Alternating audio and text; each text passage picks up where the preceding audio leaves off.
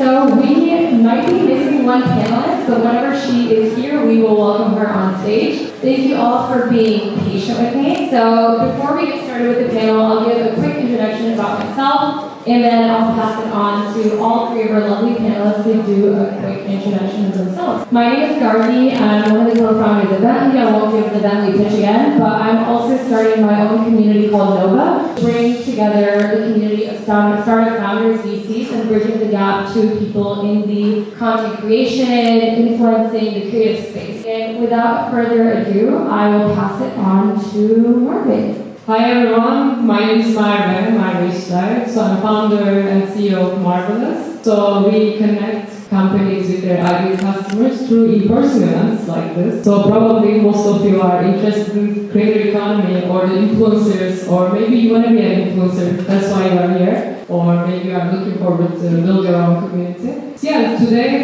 thanks a lot for hosting this, to Nova, Vently, and also other brands behind this. And I'm looking forward to share some tips about how to build a community as a creator or a person who wants to start your creative journey. Hi everyone, I'm Delia. I am a software engineer but now turned full-time creator, so I make content under the name Tech Unicorn. Mostly memes, to be honest. I built a community of 500k plus developers, and I love creating content. That's what I'm really passionate about now. So super excited to be here and share my content creation journey. Hello everyone, my name is Peyton O'Hara. I'm from the Bay Area, and my full-time job I do employee benefit, corporate sales, and more importantly, the reason I'm here today is I co-founded a content creator social network called Creators Club. Launched in January this year, so we're still a little bit newer, but thanks for having us today. Excited for a fun conversation. Exciting, awesome. So all of these panelists have a lot of experience in content creation and community building. The very first question I have for Merve is, in your time at Google building global communities, what do you see work universally, regardless of geography or industry? I built communities all around the world, but my first role was I was responsible with like 10 countries. So I was basically launching the new products through in-person events and also communities. So one thing is common is definitely like we all need connection. People want to feel like they belong to that community, right? So that's the one thing that we have been adding to our strategy. But more than this, like localization. So basically that's the other thing. I want to give like some tips also about it. Want to make it like much more actionable for you. Maybe you also want to do it for your products. So basically one thing which works at anywhere in the world, any city in the world. I built communities in Mongolia, Kazakhstan, Istanbul, Canada, and Europe, India, like basically all over the world. So everywhere. And one thing that you have to do is like the rituals. Like you cannot build a community with just one-time thing. So you need to build trust. You need to be consistent. I know that Delia probably has a lot of ideas about how to build a community around your social media brand. So regular, consistent content. But for us, it's like more than this. Like it's the contribution, basically. Like people should feel belong. And also they should feel like they're also giving, they're not just getting from you. So that's the way how it works out for all the countries basically. And other than this, you can definitely like personalize the experience at different things, different tunes, and then to make it much more localized, much more personalized. So yeah, it's kind of like that, yeah. I love it, and I know we've hosted some events together, and we have so many more to come, so she's one of the biggest event hosts in SF. And now moving right along, I'll pass it on to Delia next. So the question I have for you is that you've partnered with so many giant corporations such as AWS, IBM. So going off of that, how do you keep community authentic when it intersects with brand, scale, as well as corporate influence? I actually think about that a lot because now that I've become a full-time creator, I have to think a lot about which brand deals I want to accept and that align with my community and my values.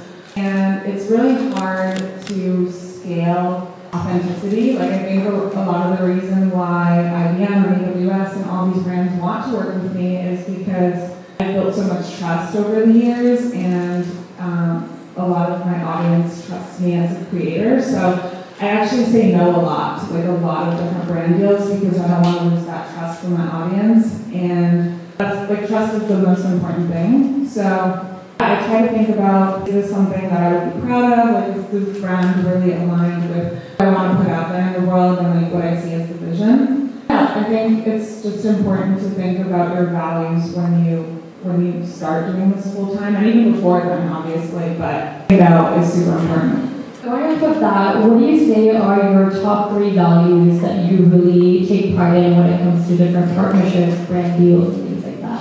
Definitely honesty, like that's the most important thing for trust. So like I would never work with a brand that I don't actually genuinely like or use. Probably, I think a lot of my brand is around living your best life and like freedom. So I guess freedom would be one of them. I'm like a full supporter of remote work before remote work was a thing. What's my third one? Help me out here. I think the third one is definitely care. She cares a lot, and she also cares about her audience, people around her. So I think it's also helps a lot while we are building a community. That's really cute. Very well said.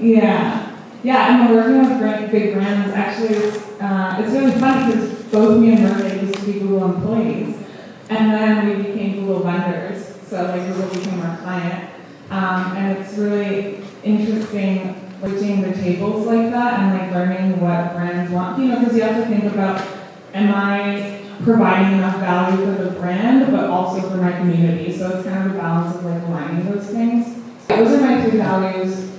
Thank you, Merve. Love it. So going off of community, I think no one does it better than Peyton. I know, and her co-founder Grace couldn't make it here, but I've had the privilege of supporting their journey and seeing how Creator Club has evolved. What does success look like for your community, not in numbers, but in actual transformations for all the creators that you help bring together? Yeah, that's a really great question. I think too, I'll start off by giving a bit of background about what Creators Club is. It actually started very much on accident. I was doing marketing for a holiday pop-up bar in my local North Beach neighborhood, and instead of just having like a friends and family party, I decided to just invite content creators. It was just such a successful event that I have so many people coming up to me like, how long have you been doing this? When's the next one? This has been so much fun. And it was kind of like that next day, Grace and I made a logo, made an Instagram, like, okay, there's a need here. How we measure success is, honestly, when I see people, like the content creators that come to our events, when I see them hanging out outside of our events and collaborating and bouncing ideas off each other and getting lunch, like that is genuinely what warms my soul so much. Especially like the main pillar of Creators Club is collaboration over competition. I think in the content creation space, sometimes people can feel a little bit isolated, or that one person can be successful but the other person can't. And that's really where I see success in Creators Club, is genuinely just the community kind of building before my eyes, especially when it was kind of on accident. So it's really just the creators seeing value in Creators Club. That's really where I see success. Following up on that, Merve, I know you have done so many different events and community building events for creators. Now that you're building an AI agent platform for smarter events, so how do you think AI will really redefine community building for creators as well as event organizers? When we were trying to host an event and trying to invite the right people, we were having a really hard time because we were doing basically a lot of things manually. Just think about right now, you're just uploading a file and then you're just getting all the insights and you don't even need to read a lot of things, right? So I was coordinating thousands of events a year, which means every day tens of events were coming to me because I was managing 150 communities that time, and then I needed to be updated about if everything is correct, like if the venue is and the partners are aligned with the brand. Like, so basically what changes? Hosting an event, inviting the right people, curating the audience, connecting people. These things are right now so easy because we can basically just categorize everyone, each person with their interests, and also be scrape with their social media like reactions or posts, like all the signals. And afterwards we understand that these people can be interested in these audience selections. So they can find their co-founder loved their lives in this event. So basically it's that easy. Because basically we have the whole data of people who are going to which events, what kind of events they are interested in. So this is one thing, change. And the other thing is definitely personalizing the experience. Most of you have probably like specific selections about the drinks, food, right? All these things. And after this event, you have a chance to give a feedback. And all these feedbacks, we don't need to check the data one by one, right? So we can understand this audience is approximately like these kinds of experiences and these kinds of food space. This is also another thing, personalization. More than this, scaling any product in the world is even easier. Because we used to do all these localization, again, super manually. If you are building communities around the world, which country you are targeting, firstly, you should understand that country's values, their culture, what they like, what kind of communication channels they prefer. For example, in Central Asia, they don't use WhatsApp, they use Telegram. But if you go to Europe, they use WhatsApp. In US, people prefer iMessage. When you text somebody in US via WhatsApp, probably they're not going to reply you fast. But if you message them iMessage, it's probably like faster. You know, that kind of details. And all these details, we were doing it manually. Like one by one, we were having some ambassadors from these cities, talking with them, understanding all these. But now with AI, we are just one click. This is the country, this is what you want to do, this is the audience, and you know the trends right now. So all the data helps us a lot, and that's why like right now it's even easier. And with the agentic AI, we don't even need to check the venues one by one, check the, if that person is available or not. So everything is faster, easier, so any creator or any person can build their community faster than ever. So I feel so lucky to be in this century right now. But yeah, it's kind of like that. It's much more easier than before. Yeah. Very well said. I think going with the theme of AI. So Delia, next question for you. I mean, you've created workflows and AI tutorials that have reached over 1 million people. So how do you think that sharing these tools build trust and empower other people to build alongside you? I'm a huge fan of open source and building in public. So I think when you share all the tools you're using, failures as well as successes, like people don't want to see just the result. They want to see like the messy, how did you get there? So I like to like open source my life in that way, share everything. I think that really helps build trust because then people want to see the vulnerability and like the failures along the way, everything that it took to get to somewhere and not just the end result. So I think sharing how you build things and building in public. Like building in public is probably the best way to become a creator nowadays. Like I think like building something in public, like sharing your journey, especially now in 2025, storytelling is so hot in the algorithm. So if you can get really good at cinematic storytelling and sharing your journey to building something cool, you're gonna pop off so hard. So like open sourcing your life is a great way to build trust and build community. I think I can definitely relate to that because, I mean, how we grew Vently was from sharing the bad, the low, the ugly. Hosting 50 events in 2 months, not easy, but people like the behind the scenes of that. And I think just going off of building trust, authenticity, and community. Peyton, I'll ask you the next question. As a new face in the city, in SF that's known for tech, how do you quickly build trust with the local creators? San Francisco being so tech-oriented really creates that specialness for content creators in San Francisco because clearly we're not in LA, we're not in New York, we're in San Francisco, and I think that it's really, even just today, I was just thinking about, wow, it's so cool. We have Vently that's creating that bridge kind of between tech and community, which I think is really cool. In terms of like our events, I think what's made us successful is one, kind of relating to my first question, my first answer was a lot of people who are coming to our events, they're the ones that keep, hello? Welcome. She made it. Round of applause. The people that have been coming to our events and keep coming back, I think a big reason that they're coming back is because they're seeing value in our events. And a great example of this is I was asking one of our members, hey, what do you really learn about? And she was telling me how she really wants to start a podcast. Gogo, who's actually in the room today, she's a lead podcast producer for a lot of different podcasts. And we had a whole panel, and it was about how you want to start a podcast tomorrow, here's what you need to do. And I think that by really listening to our members on what they need from us in order to continue growing their platforms, if we can continue providing that, then I think that means we're doing a good job. And that second part of the question of like building trust within building community, you have to know kind of like what part of the community people are looking for. And I think that obviously people love social media so much because it's a virtual community and people feel seen and they feel a part of something. So I think that if you can give that to people in person, then you'll be so successful. I'm also just such a community-oriented person. That's always been something that I've always felt really strong. Giving people just that in-person space is just a great way to help each other kind of build. And even just as a content creator myself, it's been so fun being able to meet so many different creators. I think also as a content creator, you're a business owner, whether you have 10,000 followers or 10 million followers, you're a business owner. So I think that it's really cool to create that space and sense of like respect too for all these content creators that are working so hard behind the scenes and giving people the chance to just have an in-person space to talk about that kind of stuff with other content creators. Amazing, thank you. No, I love it. Long-winded, but I love it. So speaking of third spaces, now we have our fourth panelist who's here on stage. I know she is very well known for all of her work in hackathons. So before I go into the questions, I'd love to get a quick intro about yourself, and then we'll dive into the questions for you.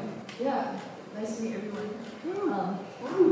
Intro is I recently won 21 hackathons through a content creation following, and I'm a co-founder of a VC-backed company.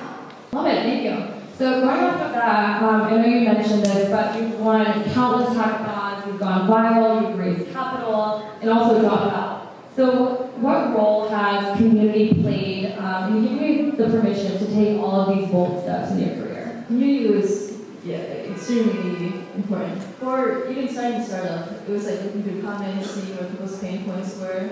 Community was like the first node in which I was able to come into contact with like a lot of people at one point and sort of see how to communicate with like a large mass of people as it comes on iterating on products. I know you have over 70K followers and 150K live streams. How do you think about your audience versus your community? And going off of that, where's the line? And how do you move people from only consuming content but actually connecting with your content?